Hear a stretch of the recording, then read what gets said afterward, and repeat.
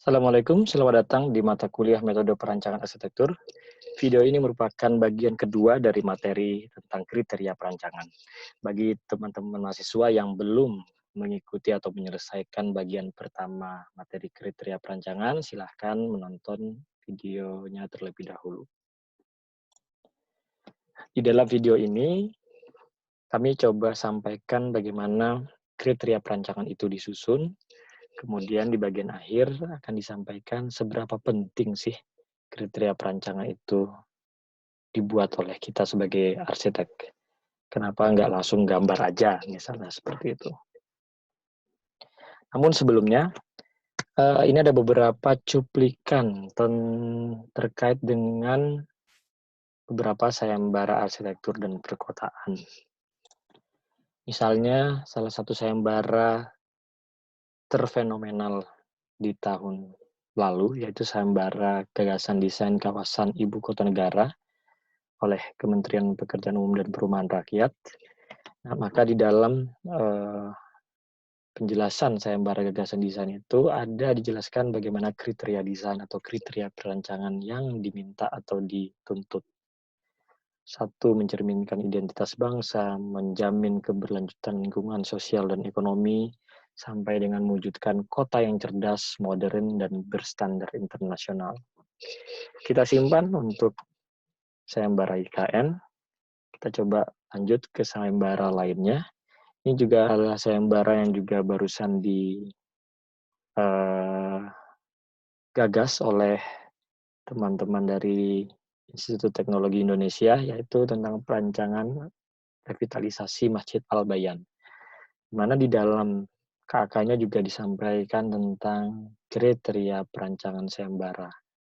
Mampu mempresentasikan nilai lokal, memanfaatkan struktur benung atap, mengolah kawasan masjid sehingga mempunyai sinergi positif dengan desain Masjid Al-Bayan itu, dan sebagainya.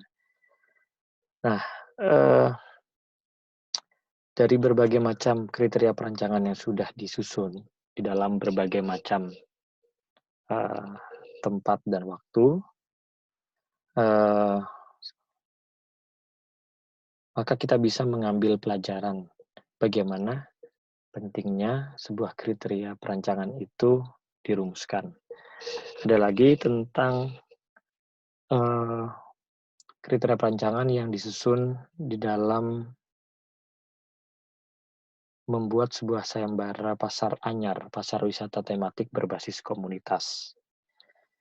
Di mana di dalam kriteria perancangan itu coba disusun,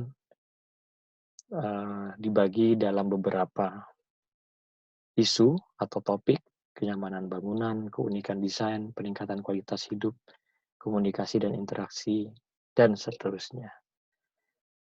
Di dalam kriteria perancangan itu dirumuskan bagaimana kebersihan itu dijaga, bagaimana tempat parkir yang seharusnya, bagaimana interaksi antara penjual dan pembeli, dan sebagainya.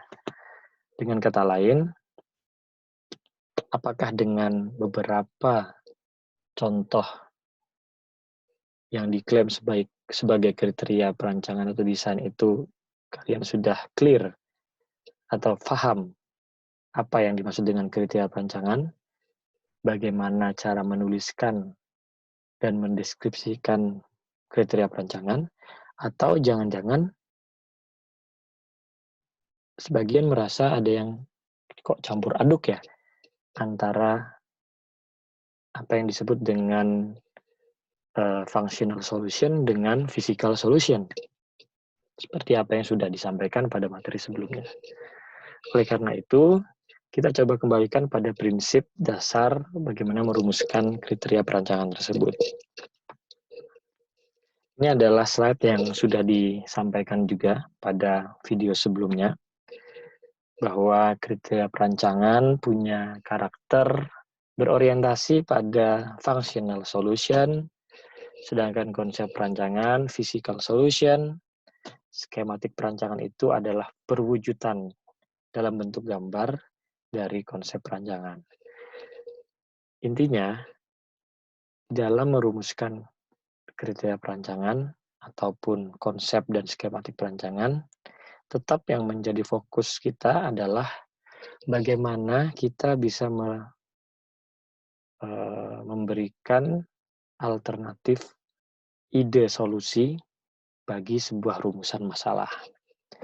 Mau itu kriteria, mau itu konsep, semuanya harus punya satu benang merah untuk menyelesaikan rumusan masalah yang ditentukan. Rumusan masalah itu adalah keinginan, harapan, atau masalah-masalah yang memang harus dicarikan solusinya melalui sebuah desain. Pada pertemuan lalu, kami coba simulasikan dengan studi kasus rumah untuk millennials, di mana millennials ingin mendapatkan kesempatan yang sama untuk tetap bekerja dari rumah dengan tetap sehat. Kemudian sudah dicoba untuk merumuskan kriteria perancangan sampai konsep dan skematik perancangannya. Nah, dalam kesempatan kali ini kita juga coba untuk melihat bagaimana kriteria perancangan itu dirumuskan secara lebih sistematis dan akademis.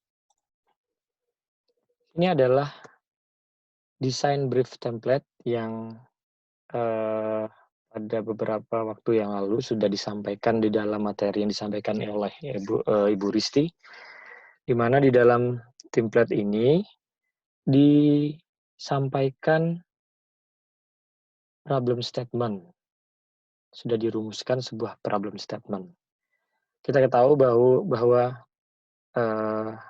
kliennya adalah, anggap saja, dinas pertamanan kota setempat, di mana dinas pertamanan itu punya keinginan untuk menghadirkan sebuah ruang publik yang safe, yang mempromosikan hidup sehat dan entertain.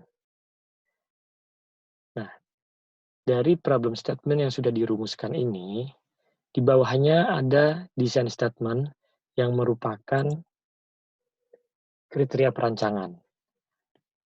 Seperti yang sudah kami sampaikan sebelumnya, kriteria perancangan itu adalah wujud jawaban atas problem statement. Jadi tadi problem statement-nya adalah Dinas Pertamanan ingin membuat sebuah ruang publik yang aman, sehat, dan entertain, maka dalam desain statement ini bisa kita rumuskan bahwa ruang publik yang diinginkan Dinas Pertamanan itu bisa dalam bentuk sebuah skate park. Jadi mendesain sebuah skate park, di mana skate park-nya itu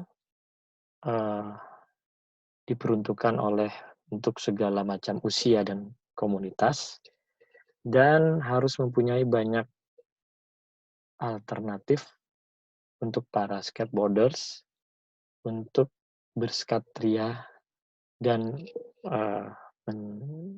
menantang diri mereka sendiri.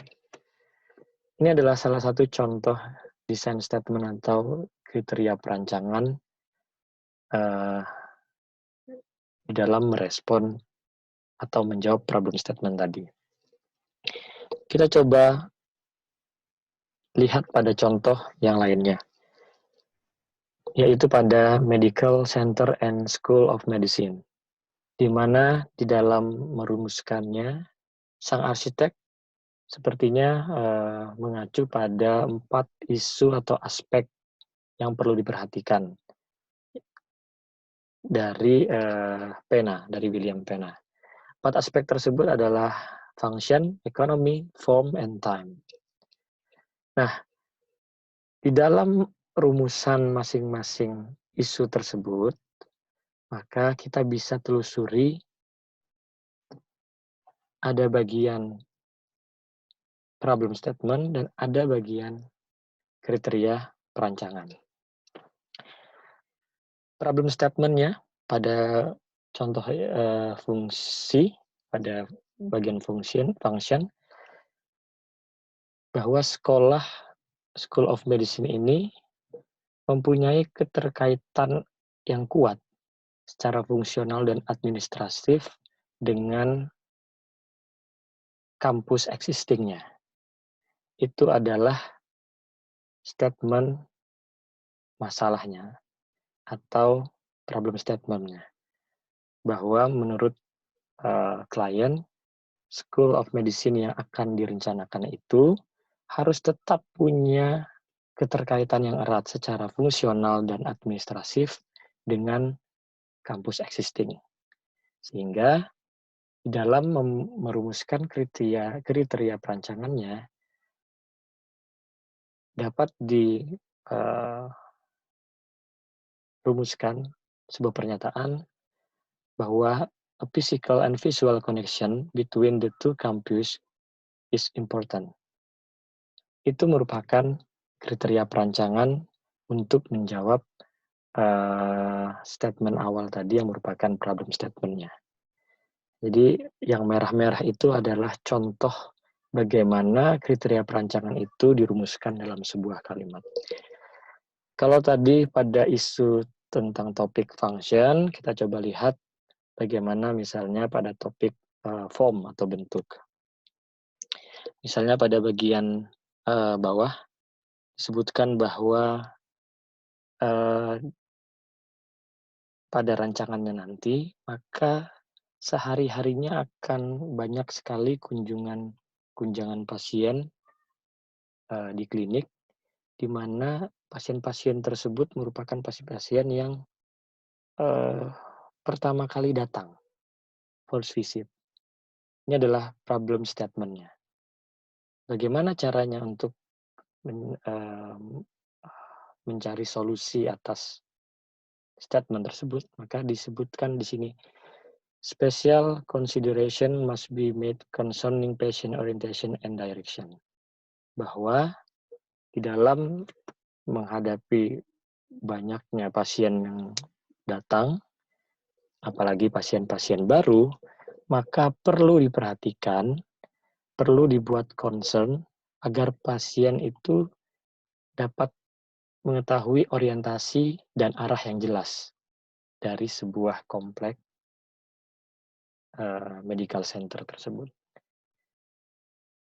Kita bisa telusuri di sini bahwa walaupun isunya adalah tentang form atau bentuk, tapi karakter atau kriteria perancangan yang disampaikan adalah functional oriented.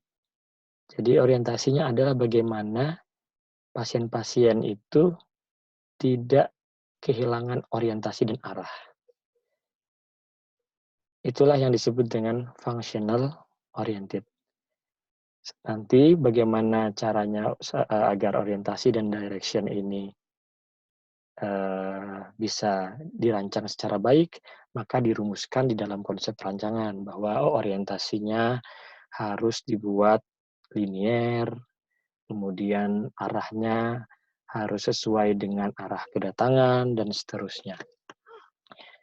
Itulah perbedaan bagaimana merumuskan kriteria perancangan dan konsep perancangan. Di dalam contoh ini, maka beberapa problem statement itu diakomodir dalam sebuah rumusan kriteria perancangan yang fokusnya adalah pada functional oriented dan performance problem. Contoh lainnya adalah perencanaan sebuah military academy master plan. Pada kasus ini juga sang arsitek mengacu pada 4 aspek yang dirumuskan oleh Pena. Kemudian di dalam setiap aspek itu disampaikan apa keinginan, apa harapan, dan masalah yang dihadapi oleh klien. Kemudian direspon dalam bentuk rumusan kriteria perancangan pada beberapa kalimat yang di bold warna hijau. Sampai di sini, semoga beberapa contoh tadi dan contoh yang dianalogikan pada minggu lalu, ada pada pertemuan video sebelumnya, sudah dapat memberikan gambaran yang clear tentang bagaimana kriteria perancangan itu disusun, bagaimana karakter sebuah kriteria perancangan itu dan bagaimana kriteria perancangan itu harus dilanjutkan sampai ke konsep dan skematik perancangan dengan benang merah yang tidak terputus. Seperti yang tadi saya sampaikan di awal, pada bagian akhir kita akan coba ajak melihat seberapa penting kriteria perancangan itu diperlukan untuk dirumuskan. Ini adalah pemenang sayembara gagasan ibu kota negara. Gambarnya bagus, tapi yang ingin kami sampaikan di sini adalah bahwa kriteria sayembara yang sudah ditentukan di dalam KAK atau di dalam TOR seefektif mungkin, sebaik mungkin harus dapat dirumuskan atau respons di dalam konsep dan kriteria perancangan yang baru. Artinya, tidak sekedar gambar yang bagus, namun keberhasilan merumuskan kembali kriteria perancangan menentukan keberhasilan sebuah karya. Merumuskan kriteria perancangan itu bukan soal bagus-bagusan kalimat kriteria perancangannya, namun sejauh mana kalian dapat secara efektif mengcapture sebuah masalah yang ada di dalam problem statement untuk disampaikan solusinya di dalam kriteria perancangan. Semakin efektif, semakin sesuai kalian bisa merespons problem statement di dalam sebuah kriteria perancangan, maka semakin berhasil pula karya itu akan dilanjutkan pada tahap-tahap selanjutnya.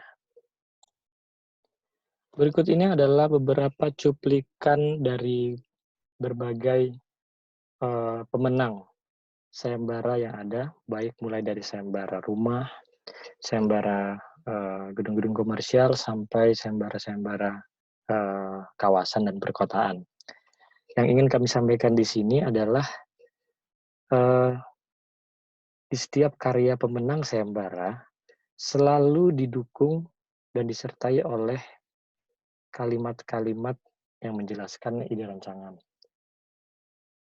Kita bisa lihat kalimat-kalimat ini selalu menjadi titik strategis agar dapat dibaca, agar dapat dikomunikasikan kepada para dewan juri dalam hal ini, dalam hal sayembara, sehingga segala macam ide dan informasi tentang rancangan itu bisa disampaikan dengan baik melalui sebuah rumusan kalimat-kalimat. Yang ingin kami sampaikan adalah ide-ide rancangan yang merupakan hasil berpikir sistematis dari rumusan kriteria sampai ke konsep perancangan selalu menjadi perhatian utama untuk menilai orisinalitas sebuah karya.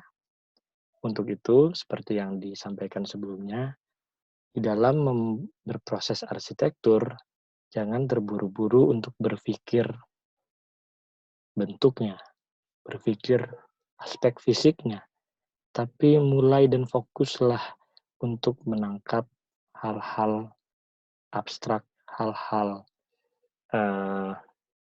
yang ada kaitannya dengan bagaimana masalah dapat diselesaikan. Terakhir, quotes yang cukup bagus, bahwa kita dapat percaya bahwa arsitektur itu adalah sebuah proses evolusi. Arsitektur selalu berevolusi. Dan evolusi itu terjadi karena adanya ide yang berkembang. Dan ide itu, they don't come from outer space and crash into the drawing board.